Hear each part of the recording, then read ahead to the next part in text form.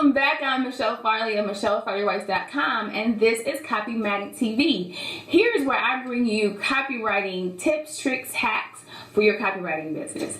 All right, so today we're talking about how to write a freelance contract. If you're ready to get started, let's go. So if you recently landed a new writing gig, congratulations. It's pretty awesome, a great feeling, but hold on. Before you write the first word, you need to ensure that your future as a freelancer is secure with a legally binding contract, all right? A freelance contract. This protects you, your income, and your relationship with your client, all right? So hear me clearly. Contracts do not need to be overly complicated or super long, all right? I'm going to give you some basic tips to create a contract that your clients will be comfortable with signing and that covers your interests as well as theirs. All right, so we're going to cover the basics of a contract, all right? So again, this is not legal advice. I am not a lawyer of any sort, but we're going to make sure that you have these elements within your contract, all right? So the first thing you want to talk about is project and payment. This includes the work that'll be done, the schedule of completion, any expenses, how those expenses will be handled, and then how you'll send your invoice and when your payments due, late fees, etc., right? So that's pretty simple, right? The second part is ownership and licensing. Who owns the work? How can the work be used? Who gets credit for the work? And whether the work can be used as a sample in your writing portfolio down the line, okay? So some people don't want you to, share their information. All right, so let's talk about term and terminations, right? So this is a contract. This is the part of the contract where you want to add, if you can't seem to finish the project together, if it has to end early, if you both decide to split ways before the project ends, what does that look like? You also want to mention that you're an independent contractor, including the definition of what an independent contractor is. So there is no obligation for the client under the terms that you are an actual employee.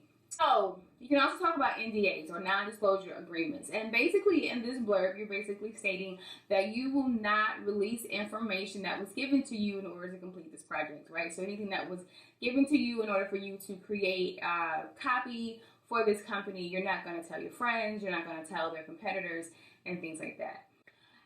Now, you also want to make sure that you customize the contract, right? This contract represents your unique talent, skills, and services. A contract for a writer will be different from a consultant or a developmental editor, all right? So just make sure that's in there. Also in the contract, you want to mention how you will notify and track your progress of the project and how they will know.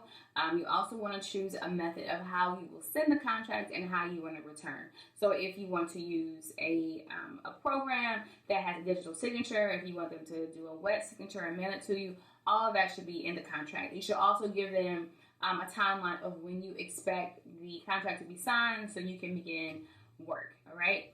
I do want to add one more thing, and that is about edits. So edits and revisions are common, okay?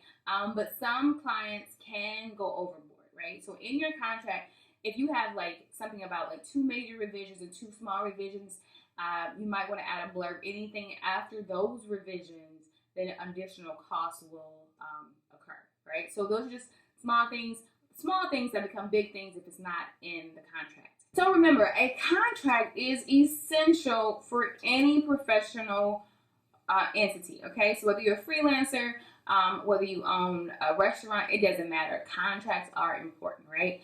Personalities can clash. People can decide, hey, I'm not going to pay you, and you have nothing in writing. It's just good business to do things the right way. All right, so I hope you found this video helpful.